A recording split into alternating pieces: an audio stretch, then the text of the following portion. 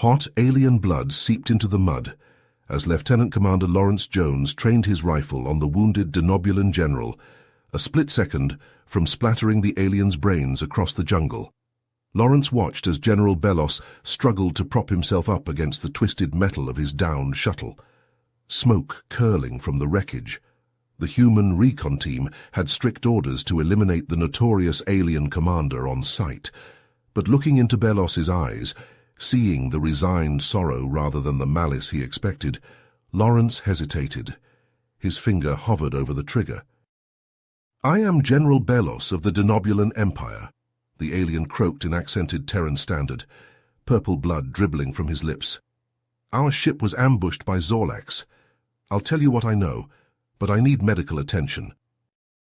The Denobulan conquest had enslaved millions on a dozen human colonies.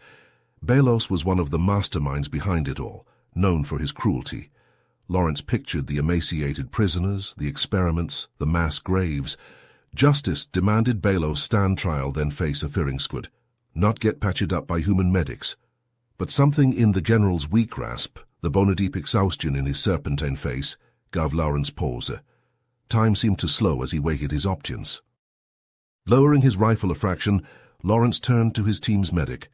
"Hornet, get over here and treat the general's injuries, that's an order." His squad shared stunned looks, but obeyed.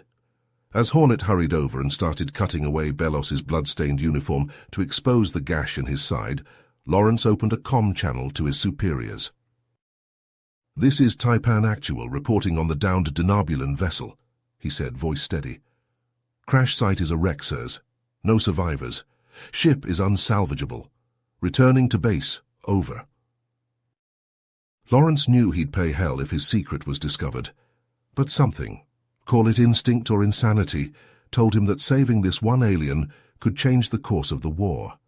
If Belos really did have intel on the Zorlax, it could turn the tide for humanity.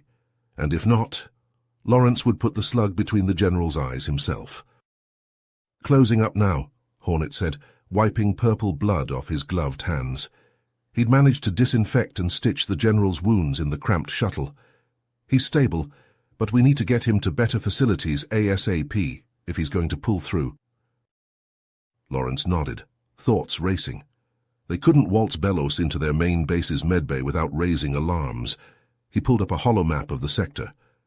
There, the Karnak Black site should have the medical tech to treat him quietly. His team looked uneasy but followed orders, prepping Belos for transport. They bundled the sedated alien onto a gurney and loaded him into their dropship. Lawrence flew them to the coordinates, an unassuming asteroid. The ship settled into a camouflaged hangar. Inside the listening post, they transferred Belos to a shielded medical pod, concealing him from scans. Lawrence stood over the comatose alien, second-guessing his choice, when heavy footsteps approached. He turned to see Colonel Vance enter, a scowl on his grizzled face. "Jones, you better have a damn good explanation for this shit show," Vance growled. "Why the hell is public enemy number one in our brig instead of a body bag?" Lawrence stiffened. "With respect, sir, I made a judgment call. Belos was willing to give us actionable intel. I couldn't let that slip away." "Oh, he said pretty please and you took him at his word," Vance sneered. "Did you stop to consider he might be spinning a yarn to save his own scaly hide? That intel could be pure crock." "I know it sounds crazy, but I got the sense there was more going on," Lawrence argued. "Call it a gut feeling. Belos seemed genuinely shaken. Something spooked him bad." "Well, ain't that sweet? A gut feeling," Vance said acidly. "I hope that warm fuzzy was worth torpedoing your career and mine. If command gets wind of your little stunt, they'll have you in front of a firing squad for insubordination. And I'll be right beside you for letting it happen on my watch." Lawrence gritted his teeth but held his tongue. Vance was right. He'd crossed a line. But he couldn't shake the conviction that he'd made the right call. Orders be damned. Days crawled by tensely. Lawrence barely slept, pacing outside the medbay. Finally, Belos's vitals stabilized, and he regained consciousness. The general blinked blearily, taking in his surroundings and the two-armed humans. "Why have you done this?" Belos asked, voice hoarse. Why save me? Guess I'm just a soft touch for bleeding hearts, Lawrence said dryly. To his surprise, the corners of Belos's thin lips twitched. I suppose I should be grateful to be in your tender care rather than a shallow grave. Truly, Commander, you have my thanks. Lawrence eyed him warily. Okay, I'll bite. What's your angle, Belos? You expect me to believe you've turned over a new leaf? Facing one's mortality has a way of lending clarity, Belos said. This war, all this bloodshed and destruction, it's futile. We gain nothing and lose everything. I see that now. I want to broker a peace before it's too late. Well, ain't that convenient? Vance cut in. You get blasted out of the sky and suddenly you're a changed man? Spare us the sob story. I don't buy this peaceful monk act for a second. Believe what you will, Colonel, Belos rasped. But the reality is, while we wage this petty conflict, a far greater threat looms, one that will doom us all if we don't put aside our quarrels. Lawrence frowned. What are you talking about? What threat? Belos's eyes took on a haunted look. They are called the Zorlacs, an endless swarm of locusts that travel between stars, stripping entire worlds bare. They have already ravaged a dozen systems in denobulan space, slaughtering millions. We are losing, badly. So what, you attacked us to get away from these Zorlacs? Lawrence asked skeptically. In part, Belos admitted heavily. Resources were a factor, yes, but I had also hoped, perhaps foolishly, that in humans we would find allies strong enough to help us weather the coming storm. Instead, I fear I've only hastened both our civilization's demise with my warmongering. Cry me a river, Vance spat. You reap what you sow, Belos. I say we hand you over to the brass in a pretty bow. Whatever sob story you're selling, I ain't buying. Lawrence hesitated. Belos's story was fantastical, straining believability, but the raw, desperate conviction in the alien's voice gave him pause. If there was even a chance he was telling the truth about this existential threat. Sir, I think we should hear him out, Lawrence said carefully. If these Zorlacs are real, burying our heads in the sand won't make them go away. We need intel. Oh, wake up, Jones, Vance exploded. He's playing you like a fiddle and you're dancing to his tune. Well, I won't be party to this farce a second longer. To Lawrence's shock, Vance drew his sidearm and leveled it at Lawrence. I'm going to command to report this shit show, and you're going to shut up and fall in line. You've already torpedoed your career. Don't make me put you down like the traitor you are. Lawrence gaped at his CO, mind reeling.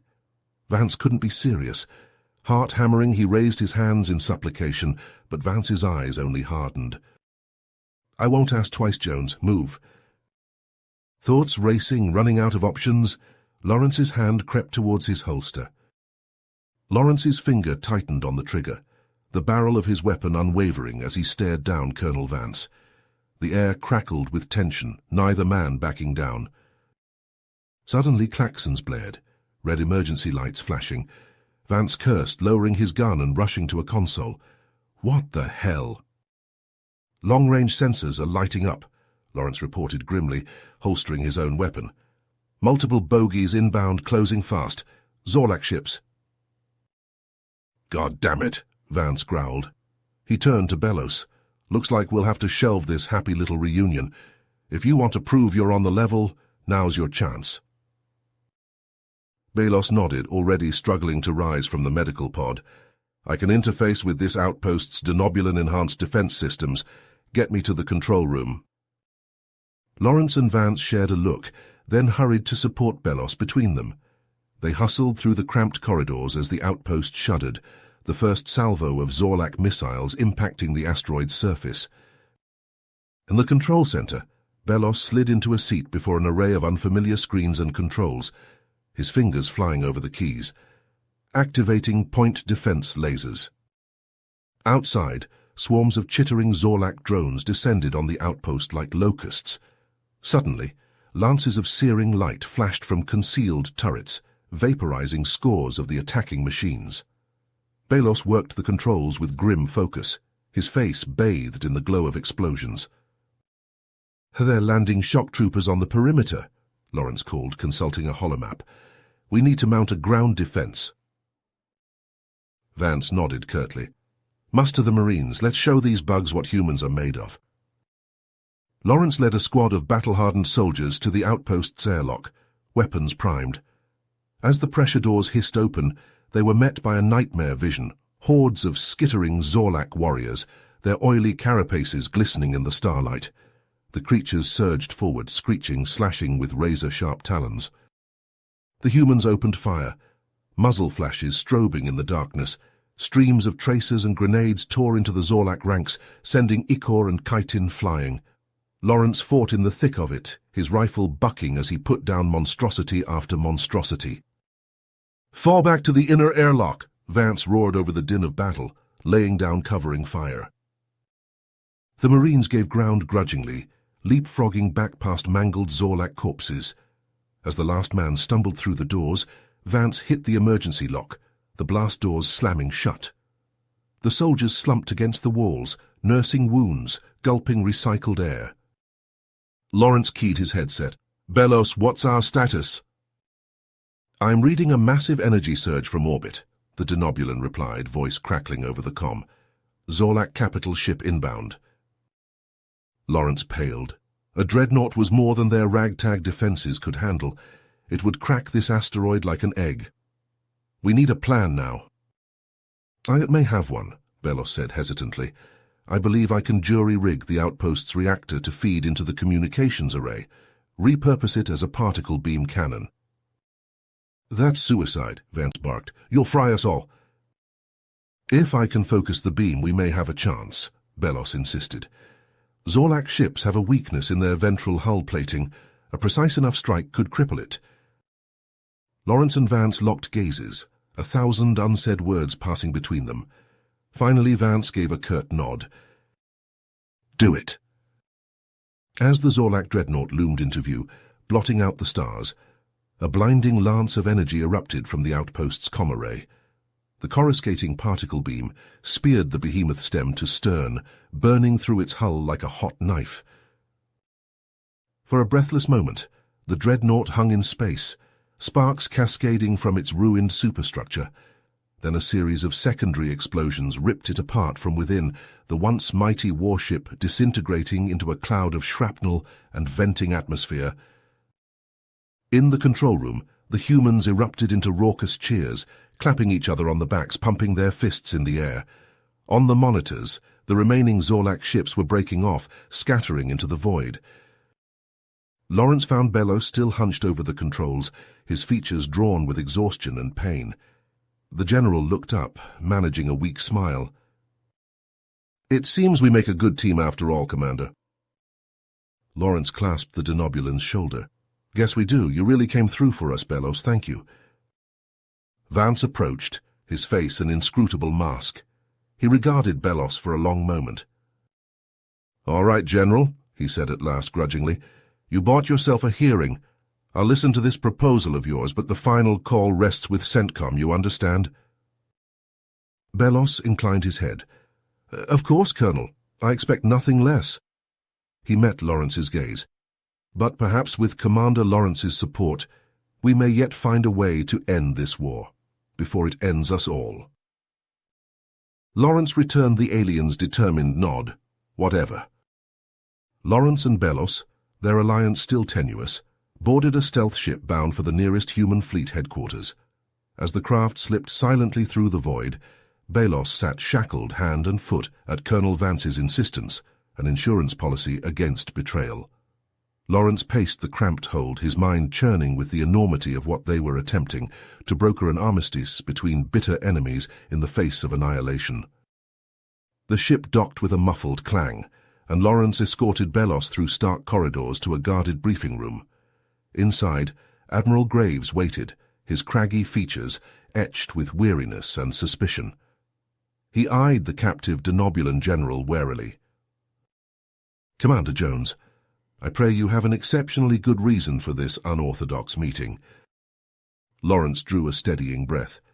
"Sir, General Belos has critical intelligence about a threat to both our peoples. I believe it's in our best interest to hear him out." Graves's gaze flicked to Belos's restraints. "So I gathered. Proceed, General, but choose your words carefully. Balos stepped forward, his chains clinking. Admiral Graves, I come to you in a spirit of contrition and desperation. My people, the Denobulans, have committed grievous wrongs against yours. We invaded your worlds and slaughtered your kind. For that, I can offer no excuse, only an explanation. Belos' voice roughened with emotion. The Zorlax, an implacable swarm of locust beasts, have already overrun half the Denobulan Empire. Entire worlds stripped bare, populations eradicated or enslaved. In our panic, our desperation to regroup and survive, we lashed out at you, a mistake born of fear, but a mistake nonetheless. Graves listened, stone-faced. A tragic tale, to be sure, but why tell it to us now? Because, Admiral, I believe that only together can we hope to weather the oncoming storm, Belos said fervently. With our combined strength, human tenacity, and Denobulan cunning, we could take the fight to the Zorlax, end their threat to both our civilizations before it ends us. Graves drummed his fingers on the table, considering. You paint a compelling picture, General, but you'll forgive me if I'm hesitant to ally with a species that until yesterday was butchering us wholesale. Your crimes are not so easily set aside. Lawrence stepped in. Admiral, if I may. I believe we have a unique opportunity here, a chance to put an end to this bloody conflict and face the real enemy. He gestured to Belos. The General has already proven his sincerity and willingness to sacrifice for our cause. He saved my life and many others against the Zorlax. That has to count for something. Graves frowned deeply. And what would you propose, Commander, that we simply forgive and forget? No, sir, but maybe a compromise, Lawrence said carefully. A strategic alliance against the Zorlax. And after the war is won, Belos has agreed to stand trial for his actions. I will gladly face judgment, Belos affirmed, meeting Graves' eyes steadily. But let us first ensure there is a galaxy left to judge me. The room fell silent, the weight of the moment settling over them all like a shroud. Graves steepled his fingers, the seconds ticking by. At last, he opened his mouth to speak. And the world exploded. Alarms shrieked, the deck bucking beneath their feet. Graves lunged for the comm panel. Report! Sir, a massive force just dropped out of warp, an officer shouted over the din. Zorlak and Denobulan ships, they're attacking the fleet. Belos stumbled back, his face a mask of shock. No, I had no knowledge of this. The Zorlax must have... Silence, Graves thundered. He stabbed a finger at Lawrence. Get this traitor to the brig, I'll deal with you later. All hands battle stations. Lawrence grabbed Belos roughly, hustling him out of the briefing room as the ship shuddered under the onslaught. The corridor was a scene of chaos, crew members rushing to their posts. Lawrence and Belos fought their way through the smoke and flames, dodging spitting wires and gouts of steam from ruptured pipes. Suddenly, a bone-rattling impact sent them sprawling. A plasma torpedo had breached their section, emergency klaxons blaring. Lawrence struggled to rise, his head ringing, but found himself pinned beneath a twisted support beam. He strained against the crushing weight, his vision tunneling. Through the haze of pain, he saw Belos looming over him, the General's restraints sparking and shorting out from the blast. With a final crackle, they fell away. Belos stood unfettered, his eyes flicking from Lawrence's prone form to the beckoning escape pods mere meters away. Conflict played over his alien features. Lawrence breathed shallowly, watching, waiting. Would Belos abandon him to a fiery grave and flee? Could he really blame him, after all the bad blood between their races? But then, with a grimace, Belos reached down. His strong hands found purchase under the beam, and with a grunt of effort, the General heaved the crushing weight off of Lawrence. He unceremoniously slung the human's arm over his shoulder, hauling him upright. Together, Denobulan and human staggered through the disintegrating ship. A newfound understanding forged in the crucible of battle. The war raged around them, but for a fleeting moment, they were not conqueror and conquered, master and slave. They were simply two souls, united in a desperate bid for survival against the coming darkness. Belos and Lawrence staggered into the cramped escape pod, the human's blood smearing the control console, as Belos punched the emergency launch sequence. The pod blasted free from the stricken ship, narrowly dodging debris as it hurtled towards a nearby moon's desolate grey surface. "Zorgax! It was Zorgax!" Belos hissed through gritted teeth, struggling to keep the pod steady. "I recognized his attack patterns, his ships in the Zorlak Armada, that treacherous snake, my own second in command." Lawrence groaned, clutching his mangled leg. "You think he betrayed you? Sided with the Zorlaks?" Belos gave a grim nod. "Zorgax always pushed for total war against humanity. Conquest at any cost. I see now I was a fool to think I could temper his bloodlust. He's leading them right to us." The pod juddered violently as it knifed into the moon's thin atmosphere, alarms blaring. Belos fought the controls, teeth bared. With a bone-rattling impact, they crashed onto the rocky plain, the pod skidding and flipping before slamming to a halt against an outcropping. Belos kicked out the crumpled hatch and dragged Lawrence from the smoking wreckage. Easing him to the ground, the general ripped open the pod's meager medkit and set to work, his long fingers deftly binding the worst of Lawrence's wounds. A glint of metal on the horizon caught Belos' eye. He swore under his breath, a squadron of Zorlak drones closing fast. "So we have to move," Belos urged, hauling Lawrence upright. The human cried out in agony, his shattered leg giving way. Belos cast about desperately, his gaze landing on the mangled hatch. Snatching it up, he lashed the metal panel to Lawrence's leg with strips of torn pressure suit. A crude travois. "Caves! There!" Lawrence gasped, pointing a shaking hand at a dark cleft in the cliffs. Belos heaved Lawrence onto the travois and set off at a stumbling run, the human's weight dragging behind him. They barely made it inside before the whine of Zorlak engines filled the air. Belos pushed deeper into the twisting tunnels, half carrying, half dragging Lawrence. He found a narrow crevice and squeezed them inside, pressing a finger to his lips. Skittering sounds echoed through the caves, drawing closer. Zorlak drones, hunting. Lawrence shivered against him, face slick with cold sweat. Belos held him tight, hardly daring to breathe. A lone drone scuttled past their hiding spot, its gleaming carapace just inches away. Belos tensed, poised to spring, then paused, a desperate plan forming. Once the drone moved on, Belos slipped out and ghosted after it. With a blinding lunge, Belos buried his blade in the drone's pulsing thorax. It thrashed and sparked, then fell still. Belos hastily stripped its metal plating and circuitry, an idea taking shape. For hours, Belos played a deadly game of cat and mouse with the Zorlak searchers, rigging improvised traps and ambushes from scavenged drone parts. He picked off the aliens one by one, whittling down their numbers. All the while he led them further from Lawrence's hiding place, drawing their fire. Pulse rounds sizzled past Belos's head as he vaulted over a boulder, the last 3 drones hot on his heels. He pounded down a narrow ravine, lungs burning. The chittering hunters closed in, claw blades slashing. At the last second, Belos hurled himself clear, right as a cascading wall of rock thundered down. The drones shrieked, crushed to scrap under tons of rubble. Belos had lured them into a dead end, then triggered a cave-in with a salvaged drone detonator. The ultimate trap. Exhausted, battered, Belos limped back to the crevice. He crawled inside and collapsed beside Lawrence, his breath ragged.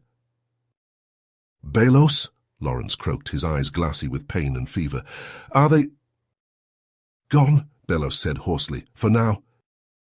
Lawrence squeezed the denobulan's hand, his skin clammy. "You could have left me, saved yourself, why—" Belos was quiet for a long moment. "I'm so tired, Lawrence," he said at last, his voice raw. "Tired of the killing, the destruction, this endless war." He closed his eyes, mandibles quivering. "I have hatchlings, you know. 3 beautiful children. All I want is a future for them. A universe where they can grow and thrive, free from all this darkness." Lawrence nodded slowly. "I understand. More than you know." With effort he clasped Belos's hand tight, meeting his gaze. "We'll make that future happen, Belos. I swear it. Humans and denobulans together. No matter what it takes." Belos' eyes widened, then shone with something like hope. an alliance forged in the crucible of battle, a glimmer of light in the darkness. Just then a deep rumble built outside the cave. Belos stiffened, dreading more Zorlax, but a familiar silhouette crossed the sun, a human rescue ship responding to their escape pod's distress beacon. It roared down, kicking up clouds of dust, its bay doors yawning open. "Come on, partner," Lawrence said with a pained grin. "Our ride's here. Let's go make that future ours." The rescue ship's bay doors had barely hissed shut behind them before Lawrence and Belos were swarmed by a crowd of astonished crew members, some pointing weapons, others murmuring in disbelief. Admiral Graves muscled his way through, his craggy face a mix of relief and consternation. "Commander Jones, I see you've brought back a souvenir," Graves said, eyeing the battered Denobulan general warily. Lawrence struggled to stand at attention on his splintered leg. "Sir, General Belos risked his life to save mine multiple times. I believe his intentions are sincere." Graves frowned deeply, conflict playing across his features. He turned to Belos. "You've had a change of heart, then? Seen the error of your people's ways?" Belos met Graves's probing stare head-on. "I cannot change the past, Admiral, but I can fight for a better future, for all our sakes." He held off an entire platoon of Zorlak drones alone. "Saved my ass," Lawrence interjected. "We'd be dead if not for him." A muscle jumped in Graves's jaw as he weighed Lawrence's earnest testimony against a lifetime of suspicion. At last, he gave a slow nod.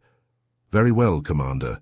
I'll trust your judgment, but not everyone will be so easily convinced." As if on cue, Colonel Vance stomped into the hangar, his face a thunderhead. He jabbed a finger at Belos.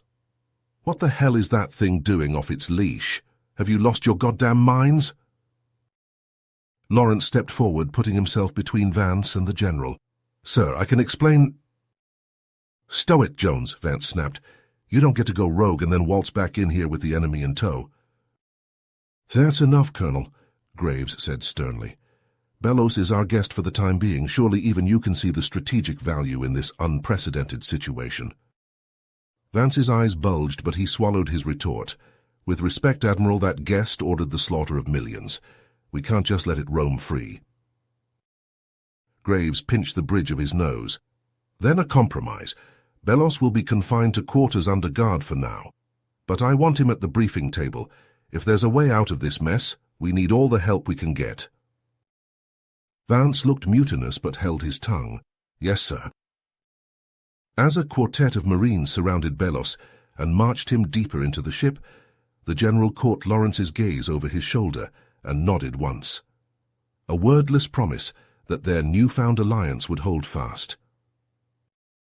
Hours blurred by in a haze of triage debriefings and heated arguments amongst the brass. When Belos finally limped into the wardroom on a cane, flanked by stone-faced guards, a hush fell over the assembled officers.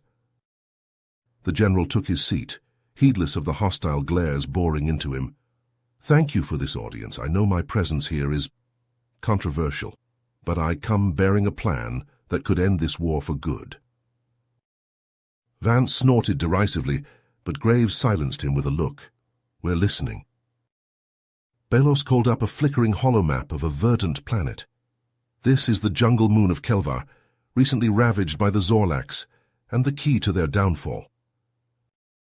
He zoomed in on a complex of towering spires amid the dense foliage. "These are atmospheric processors, the heart of the Denobulan's terraforming efforts, designed to catalyze explosive plant growth on lifeless rocks." Belos steepled his fingers. "My people developed this technology to claim new colony worlds, but it could also be our salvation. If we lure the Zorlak swarm to Kelvar and supercharge the terraforming grid, we could ensnare them in a web of hyper-accelerated jungle. Entire fleets dragged down and broken by vines and trees." "An interesting theory," Graves allowed. "But how do we pull it off? The Zorlaks aren't exactly keen to chase us into an obvious trap." Belos smiled thinly.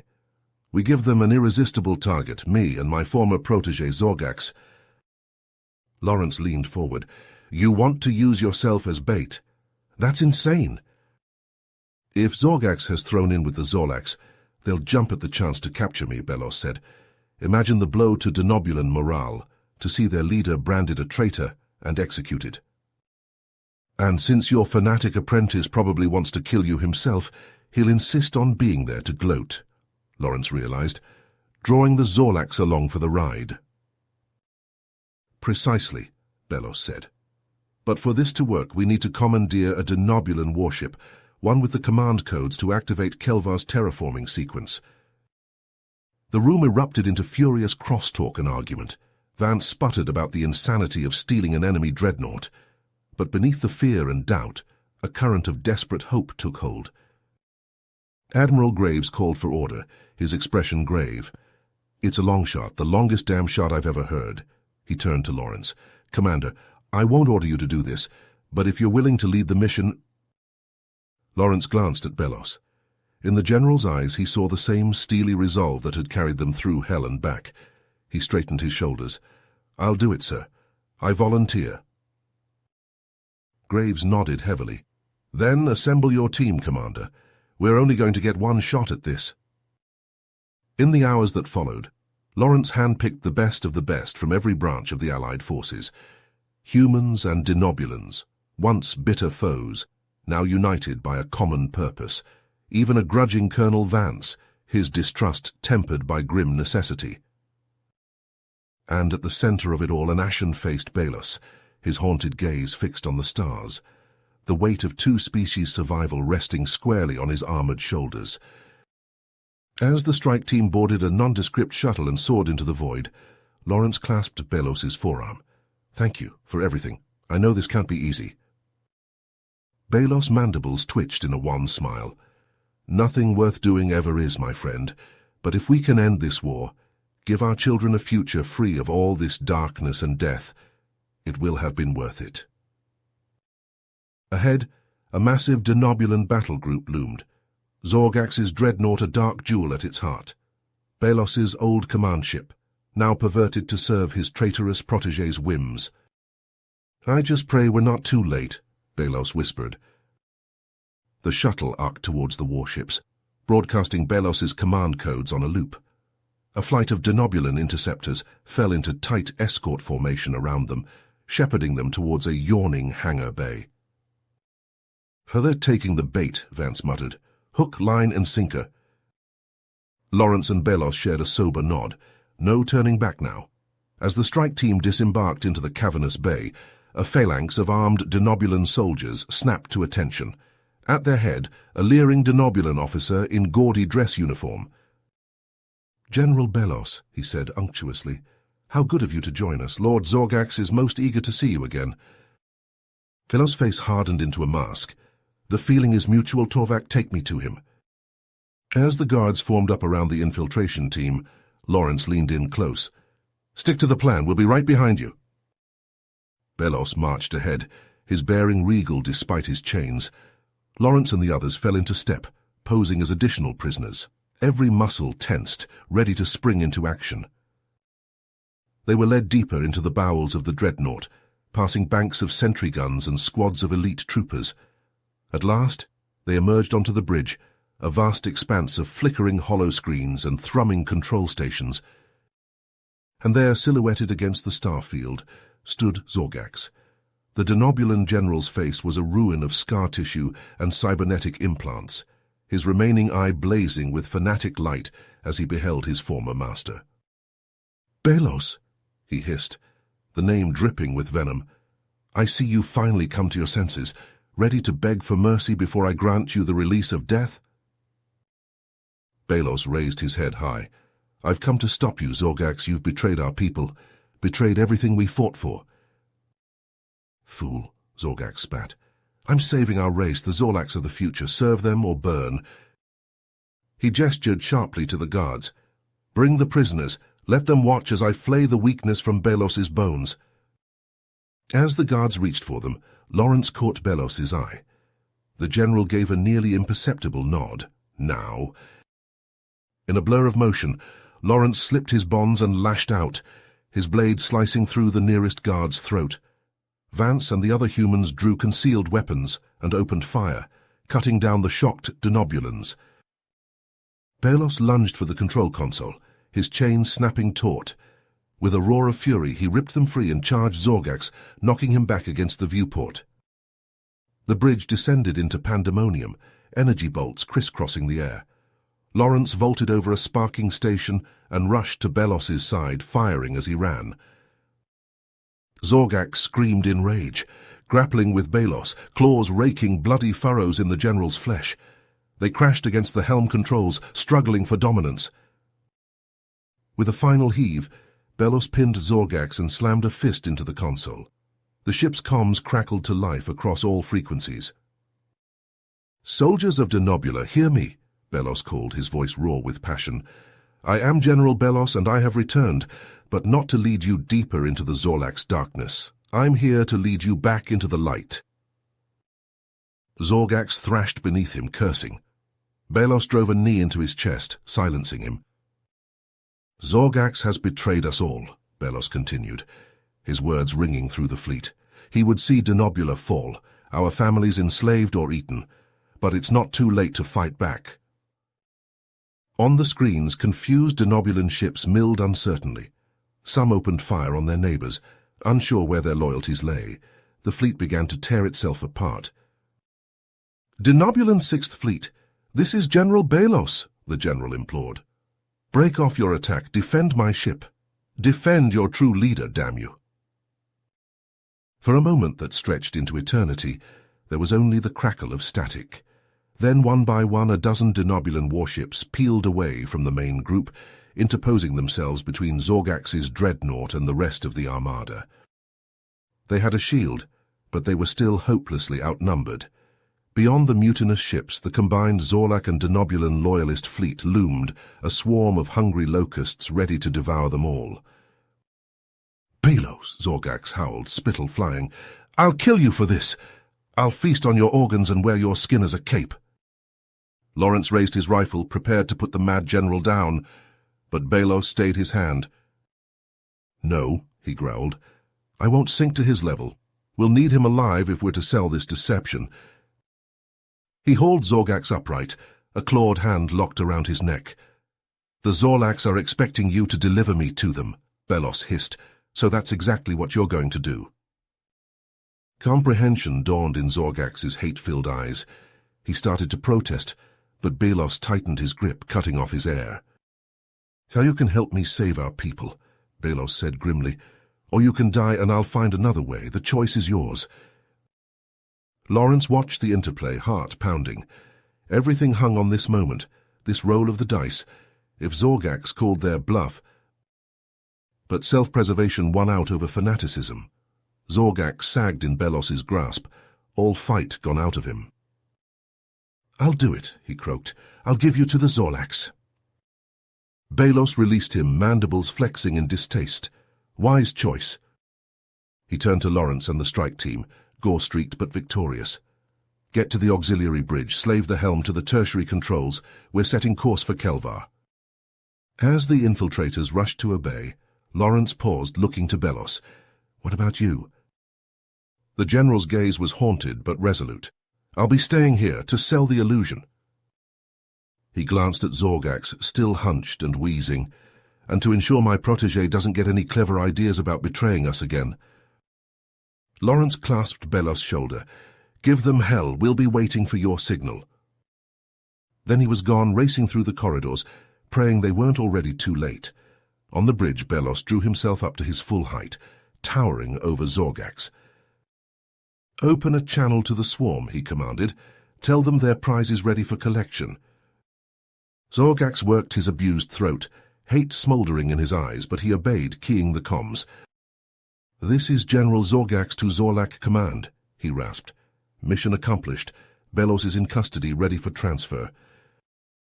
The reply was a burst of static and skittering clicks, alien and hungry.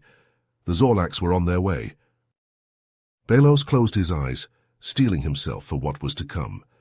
The deception had to be perfect. He had to sell his defeat, his despair, his utter ruin. For in that ruin lay the seeds of hope, of victory, even if he didn't live to see it bloom. The Denobulan dreadnought lumbered into motion, the rebel ships falling into formation around it. a desperate armada racing towards a distant jungle moon. Towards destiny, towards Kelvar. Behind them, the Zorlak swarm gathered, a devouring shadow blotting out the stars. Zorgax's betrayal had baited the trap. Now they just had to spring it and light the spark that would burn the locusts from the sky. The dreadnought shuddered as it entered the jungle moon's turbulent atmosphere, the bridge crew bracing against their consoles. On the view screen, the tangled green canopy rushed up to meet them like a fist. "Bring us in low," Belos ordered, his claws dancing over the nav controls. "Hug the tree line, their sensors will have trouble tracking us." The human pilot, callsign Titan, complied, angling the ship's nose down. The dreadnought screamed over the jungle, dodging vine-shrouded peaks and shearing through dense fog. "There!" Belos stabbed a finger at a sheer cliff face barely visible through the thick foliage. "The entrance to the terraforming complex is at the base." Titan deftly maneuvered the lumbering ship into a tiny overgrown canyon, anti-grav thrusters flaring. With a bone-rattling thud, they settled onto the spongy loam. The strike team gathered at the main airlock, checking weapons and sealing pressure suits. Lawrence and Vance, cradling pulse rifles, took up positions on either side of the hatch. Belos and Hawkins stood ready, the human tech clutching a satchel of tools. "No telling what's waiting for us out there," Vance growled. "Stay sharp and check your corners." The airlock hissed open, and they plunged into the moon's choking humidity. Belos took point, guiding them through a tangle of luminescent vines towards a squat bunker set into the cliff. As they approached the rust-streaked blast door, a skittering sound echoed from the shadows. "Contact rear," Titan barked. The humans whirled, opening fire as a tide of Zorlak drones boiled out of the undergrowth. Icor splashed and chitin cracked under the onslaught of pulse rounds. "Get that door open now!" Lawrence yelled, dropping a pair of scuttling horrors. Belos slammed his palm against the access panel, and the door ground open with agonizing slowness. They backed through, fighting for every inch, until at last they stumbled into the bunker's gloom. "Welding the door," Vance said, sparks cascading from his tool. "That won't hold them for long." "This way," Belos urged, leading them down debris-choked corridors. Staccato bursts of gunfire and alien shrieks echoed through the complex as they clashed with isolated pockets of Zorlak defenders. At last they emerged into a cavernous chamber, a tangled nest of cables and flickering screens, the terraforming control room. "Hawkins, you're up," Lawrence said, scanning for targets. "Belos, give him a hand." The two technicians rushed to the main console, tearing open access panels. Belos stiffened. "It's been sabotaged," he spat. "Zorgax must have anticipated our plan." "Can you fix it?" Lawrence demanded. "We can try," Hawkins said grimly, grabbing his tools. "But we'll need time." A thunderous boom shook the complex. The bunker door was giving way. "You'll have it," Lawrence vowed. He and Vance took up positions at the room's two entrances, emplacing portable sentry turrets. Beyond, the sounds of rending metal and skittering claws grew louder. "Here they come," Vance roared. A tide of Zorlak warriors flooded the corridors, swarming towards the control room. The turrets opened up, mowing down the first wave, but more surged forward, clambering over the corpses of their fellows. Lawrence and Vance poured fire into the mass, pulse rifles growing hot in their hands. Titan and the other humans joined in, lobbing grenades and detonating claymores. The carnage was incredible, but still the Zorlaks came on, heedless of losses. Behind them, Belos and Hawkins worked frantically, rerouting power conduits and jumpering fried circuits. Sweat poured down Hawkins' face as he spliced wires with shaking hands. "We're almost there," he called over the din of battle. "Just a few more connections." In the corridor, a sentry turret exploded under a barrage of corrosive slime, and the Zorlaks surged forward. Lawrence stood his ground, hosing the creatures down, but there were too many. A razor-sharp talon punched through his pressure suit, drawing a spray of blood. He cried out, stumbling. "Lawrence!" Belos shouted. The Denobulan general abandoned the console and charged across the room, hurdling the barricade.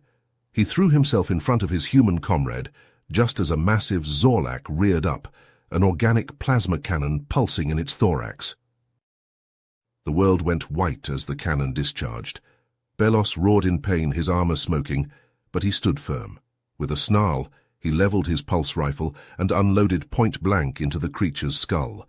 It burst like a rotten fruit. "I've got you," Belos growled, hauling the wounded Lawrence back behind the barricade. The two warriors fought side by side, Denobulan and human, their rifles thundering in unison. The Zorlaks pressed in, a chitinous tide. "Hawkins!" Vance bellowed, slamming a fresh power cell into his rifle. "We're about to be overrun. Tell me you've got that damn thing working." At the console, Hawkins made a final, desperate adjustment. The screens flickered, then stabilized. "It's online," the corporal crowed. "Punch it!"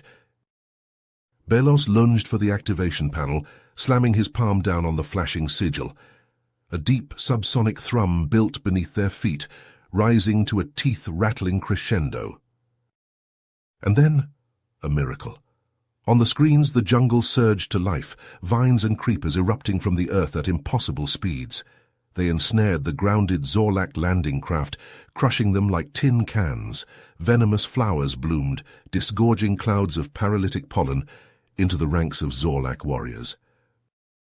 In orbit, the enemy fleet fared no better. Massive vines as thick as starship hulls whipped out from the jungle canopy, snagging Zorlak and traitorous Denobulan ships alike. They dragged the vessels down, entombing them in a choking green prison. The Zorlaks in the bunker complex shrieked in confusion and terror as the jungle invaded through every crack and vent. Roots and tendrils wormed into their carapaces, tearing them apart from within. In a matter of minutes, it was over. The Zorlaks were routed, their ground forces decimated, and their fleet scattered. The strike team, exhausted and bloody but victorious, slumped against the control room's walls. On the screens, the scene was equally momentous. The remnants of the Zorlak swarm turned tail, fleeing before the guns of the human and Denobulan allied fleet. Zorgax's flagship, caught between the deadly crossfire, attempted a desperate ramming maneuver on the dreadnought carrying Belos and the strike team. But a rebel Denobulan cruiser, its hull scoured and punctured, threw itself into the flagship's path. The two vessels collided head-on in a titanic fireball that lit the void. When the flames cleared, both were reduced to glowing scrap. In the sudden ringing silence, Belos and Lawrence shared a look of weary triumph. They clasped hands, Denobulan general and human commander, brothers in arms. The battle was won, but the war and the greater struggle for lasting peace had only just begun. With the Zorlak threat diminished but not extinguished, Belos and Lawrence found themselves the architects of a new era, a tenuous but vital alliance between Denobulan and human. In the halls of power on Earth and Denobula Prime, they worked tirelessly to forge bonds of cooperation, negotiating treaties and joint military exercises. But even as the alliance grew stronger, disturbing reports trickled in from the fringes. Krag the Eviscerator, the most savage of the Zorlak warlords, had escaped the jungle moon's carnivorous foliage. Now he rallied the scattered Zorlak survivors to his banner in a heavily fortified star system, preparing for a final bloody stand. The alliance leadership debated their course of action in tense council sessions. Some advocated containment, a blockade to Penkra Inn, but others, Lawrence and Belos among them, argued for a decisive strike to end the threat once and for all.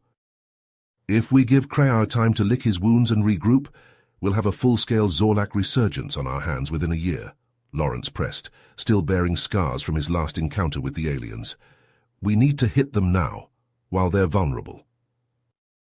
Admiral Graves frowned at the holomap of Krag's stronghold, stroking his grizzled chin. "It won't be easy. Our intel shows he's seeded the system with enough mines and gun platforms to shred an armada." "Then we bring a bigger armada," Titan growled. The veteran Marine had lost too many friends to the Zorlaks to back down now. "Frontal assault is suicide," Vance countered. "We need a precision strike. Get in, take out Krag, and get out before they can bring their numbers to bear." All eyes turned to Belos. The Denobulan general leaned forward, his eyes glinting. I concur with the colonel's assessment. A massed attack plays to the Zorlak's strengths, but a small, elite force, led by those who know Kra'ag's mind, his tactics. Lawrence met Belos's gaze, a silent understanding passing between them. We volunteer. Graves considered the two warriors, the human and Denobulan who had once been bitter enemies, now willing to fight and die side by side. At last, he nodded. Then go. Assemble your team. But you get one shot at this. We can't afford another Tannhauser gate. The strike force made the jump to Kra'ag's redoubt under cloak, the dagger to the Armada's bludgeon. But even with all their guile and stealth, the Zorlaks were waiting for them. The instant the fleet emerged from warp, it was engulfed in a storm of shrapnel and plasma fire. Cloaked mines erupted in their midst, shredding escorts and capital ships alike. Swarms of Zorlak drones, little more than engines strapped to warheads, hurled themselves into the thickest knots of Allied vessels, setting the void ablaze. On the bridge of their state-of-the-art battleship, the dauntless Lawrence and Belos clung to their command consoles as the deck bucked and heaved beneath them. Damage reports and distress calls flooded the comms as ship after ship winked out.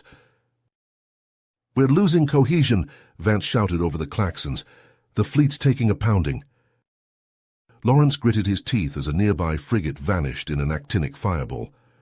"All ships, activate ECM and point defense, punch through their screen and target the defense platforms." The Dauntless shuddered as a drone impacted its shields, the barrier flickering dangerously. On the tactical hollow, the Allied formation was a tattered wreck, hemorrhaging ships as it struggled forward. Belos hissed a Denobulan curse.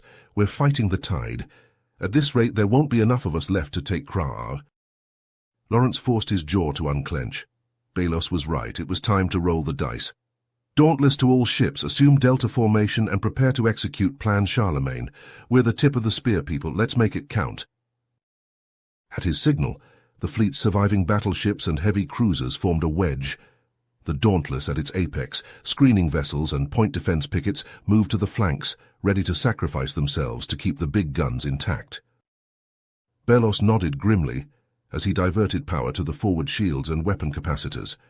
Kra'ag's command ship will be at the center of the web, where his defenses are thickest. A frontal assault is the last thing he'll expect.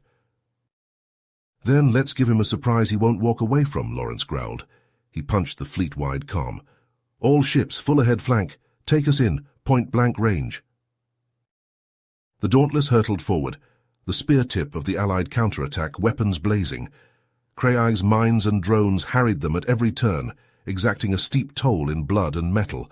But now the Allied ships gave as good as they got, lashing out with every gun and launcher, burning a path to the black heart of the Zorlak defenses. At last the tattered remains of the Armada broke through the pickets and platforms to the inner sanctum. There, squatting amid a web of docking tendrils and umbilicals like a bloated spider, hulked Kra'ag's command ship. "Hail from the Zorlak flagship," the comms officer called. "They're demanding our surrender." Lawrence shared a predatory grin with Belos. "On screen." The hollow display flickered, the nightmarish visage of Kra'ag the Eviscerator filling the bridge. The Zorlak warlord was a mass of scars and cybernetic grafts, his eyes pits of pure malice. "Hairless apes and sniveling lizards," Kra'ag sneered in Terran standard, the words thick with phlegm and hate. "You have fought well for vermin, but now you die, and with your deaths, your misbegotten alliance crumbles." Lawrence leaned forward, his face a mask of calm fury. "This ends today, Kra'ag. Surrender, and you may yet keep your miserable life."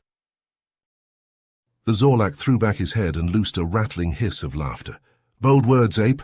Let us see if you can back them up." With a spasm of nictating membranes, Kra'ag cut the transmission. In the same instant, his command ship pivoted with ponderous grace, unspooling umbilicals and tendrils as it turned. "He's making a run for it," Vance barked. Lawrence lunged back to the hollow display, a cold spike of dread lancing through him as he saw Kra'ag's trajectory. The Zorlak warlord was aiming his ship straight at the swirling accretion disk of a nearby black hole. "All power to engines," Lawrence roared. "Intercept course now." The Dauntless leapt forward, the inertial dampers straining to compensate as the human battleship hurtled after its quarry. On the bridge, consoles flickered and gravity plating shuddered as the ship neared the black hole's boundary, the edge of the point of no return. Belos worked the sensor console with frantic intensity, his eyes fixed on the holodisplay. He means to use the black hole as a slingshot. At his current heading and velocity, he'll be able to whip around the event horizon and escape before we can bring our guns to bear. Lawrence pounded a fist on the arm of the command chair. "Like hell he will. Titan, give me a firing solution. I want every gun locked on that bastard's engines." The Marine hunched over the targeting comp, his fingers flying. "Trying, sir, but the gravitational flux is playing merry hell with the targeting matrices. I can't get a clean lock." The Dauntless shook violently as an umbilical from Krag's ship, edged with monomolecular blades, raked across its hull. The human battleship replied with a full broadside, but the shots went wide, swallowed by the black hole's inexorable pull. Lawrence cursed, mind racing. They were out of time and options. In seconds, Krag's ship would swing around the event horizon and make the jump to warp, lost to the void. Suddenly, Belos straightened from the sensor console, his eyes alight with desperate inspiration. The missile bays target them manually and set for proximity detonation. Lawrence gaped at the denobulan, then barked a wild laugh. It was a 1-in-a-million shot, a suicide run, but it was the only play they had left.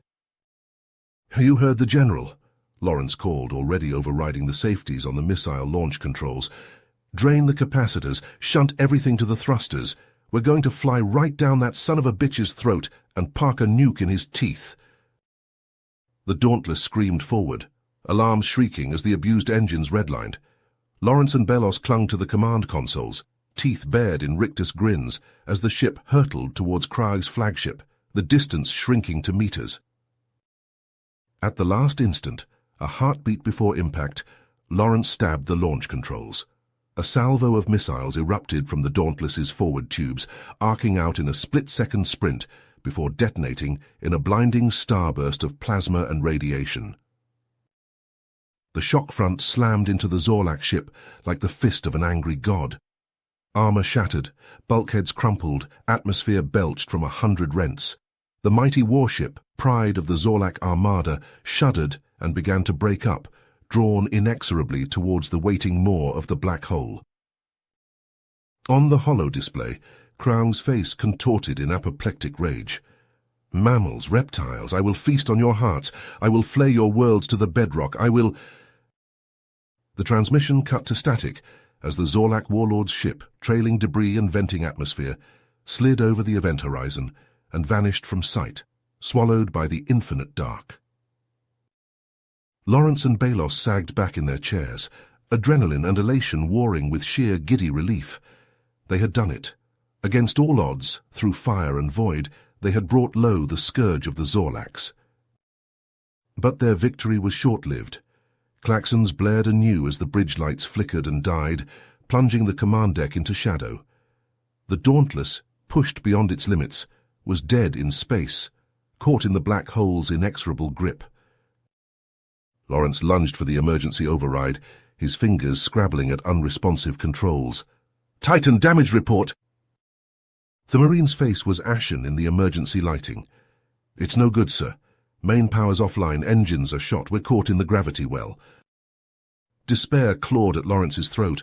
After everything they had endured, every battle fought and sacrifice made, to die here, inches from victory. Suddenly Belos was at his side, the denobulan's eyes fierce with resolve. "The escape pods, we can still save the crew." Lawrence stared at his friend, uncomprehending. Then, with sickening clarity, he understood. "No, Belos, no, I won't leave you behind." The General clasped Lawrence's arm, his grip unyielding. Someone has to stay and divert emergency power to the pods." At Lawrence's stricken look, Belos smiled, a sad, crooked thing. "I dragged you into this war, my friend. Let me make amends. Let me save our people, as I could not save my own." Lawrence shook his head, tears stinging his eyes. "We started this together. We'll end it together." Belos squeezed his arm, then shoved him bodily towards the waiting escape pods already cycling open. "Go. That's an order, Commander. Live. For both of us." A numb, moving as if in a dream, Lawrence staggered into the pod, the hatch slamming shut behind him. Through the viewport, he caught a final glimpse of Belos, framed by the fitful light of failing consoles, long fingers flying over the controls. Then the pod blasted free, hurtling clear of the stricken battleship. In its wake, the Dauntless seemed to shudder, power flickering through its ravaged hull as the escape pods one by one flashed towards safety. With a sob, Lawrence pressed his hand to the viewport, watching the ship that had been his home and his friend's tomb dwindle to a mote against the stars, drawn inexorably towards the waiting abyss.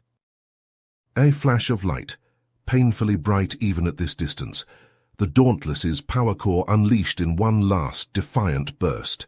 The battleship leapt forward, engines flaring, fighting the black hole's pull with every scrap of energy Belos could coax from the overtaxed systems. For an instant, a heartbeat, it seemed the ship might break free. Then, with agonizing slowness, it slipped back, vanishing into the endless dark, a warrior's funeral pyre. Lawrence sagged against the viewport, tears coursing down his face. Belos was gone, the price of their victory, the final sacrifice in a war that had already claimed so much. But even as grief threatened to overwhelm him, Lawrence felt a flicker of something else beneath the pain: pride, gratitude, and beneath that, a slow, kindling flame of resolve. Belos had given his life so that their peoples might have a future, a chance at lasting peace, at a better tomorrow. Lawrence would not let that sacrifice be in vain. He would honor his friend's memory by building the galaxy they had dreamed of, side by side. A place where human and denobulan, once bitter enemies, could stand as one against the dark. It was a daunting task, a burden heavy enough to crush the spirit. But as Lawrence watched the stars wheel past the viewport, he knew he would not have to bear it alone. He had an alliance to lead, a new order to forge, and in his heart he carried the strength and wisdom of a fallen comrade, a brother in arms. Belos was gone, but his legacy endured, and with every step, every struggle and triumph that lay ahead, Lawrence would carry him forward, towards a future worth fighting for. The pod hurtled through the void, a fragile mote of life amidst the cold and dark. Within, Lawrence sat, eyes fixed on the distant stars, the weight of an entire galaxy settling upon his shoulders. There were battles still to be fought, wounds to be healed, a peace to be won, but for now, in this moment, there was only the silence of the void, the ache of loss and the slow kindling of hope.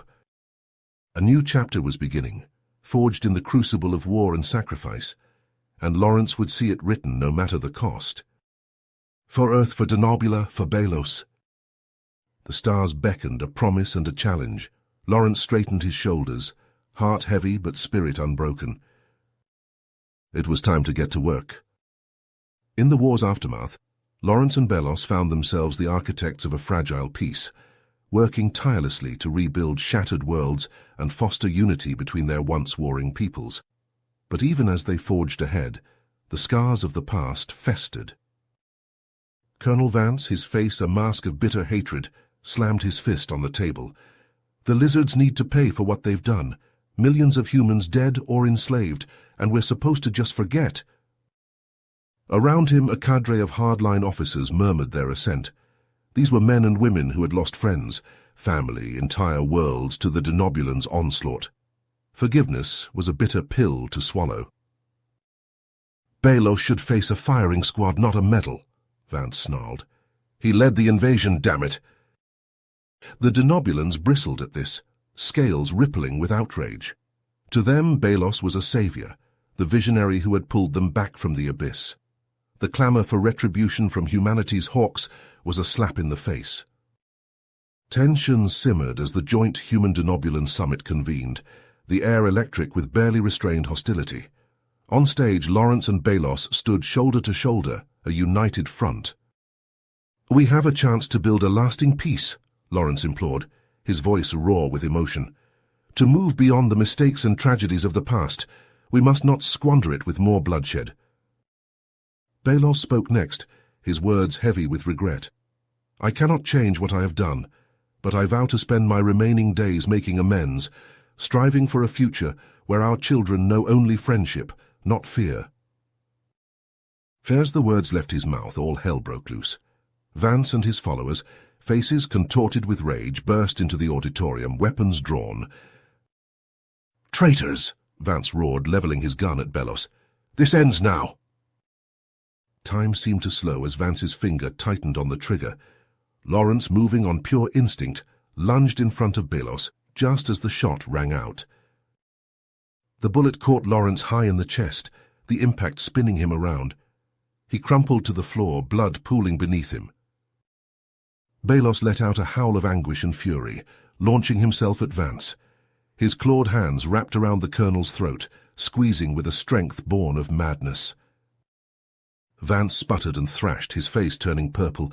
It was only the intervention of Denobulan guards prying Belos off him that saved his life. In the chaos, medics rushed Lawrence's limp form off stage, a flurry of desperate activity. Belos could only watch, chest heaving, as his dearest friend was carried away. The news that followed was grim. Lawrence lay in a coma, his life hanging by a thread. With every passing hour, the uneasy alliance he had helped build crumbled a little more. Belos paced the halls of the hospital like a caged animal, his mind a whirl. Guilt and rage warred within him, threatening to tear him asunder. It was in that darkest hour, staring at Lawrence's ashen face through the glass of the ICU, that clarity struck like a bolt of lightning. The path ahead crystallized in his mind, sharp and clear. With a heavy heart, Belos made the long walk to the human embassy. He strode through the doors, head held high, and spoke the words that would change everything. I surrender myself for trial. The declaration sent shockwaves through both human and Denobulan space. Pundits and politicians scrambled to make sense of it, to spin it to their advantage. But Belos was not done. I have one condition, he said, his voice raw but unwavering. Amnesty for my people. They have suffered enough. Let the blame fall on me, where it belongs. In his cell, awaiting judgment, Belos penned the speech of his life. When the cameras rolled, he spoke not as a conquering general or a broken war criminal, but as a man laid bare. I come before you not to plead for my life, but for our future, he began. His image beamed to every corner of the Allied worlds. As he spoke, scenes of devastation and rebirth played out on the screen. Humans and Denobulans united in their grief and their hope, working side by side to rebuild. We have all lost, we have all suffered, and if we cling to our hatred we will lose and suffer all the more. The cycle of vengeance must end, or it will consume us all. There were tears in Belos's eyes now, gleaming in the harsh light. I submit myself to your justice, in the hope that it will be the last act of a war that has already claimed too much. Let my fate be a symbol, not of our divisions, but of our shared commitment to a better tomorrow. As the broadcast ended, a hush fell over billions of watching souls. In the streets of Earth and the halls of Denobula, a shift began, a reconsideration. Whispers became murmurs, became a rising chorus. If you finish this story, please subscribe and like the video. Then leave a comment that says, I like the story, and I will heart every single one of them. It really helps me. Thank you for your time.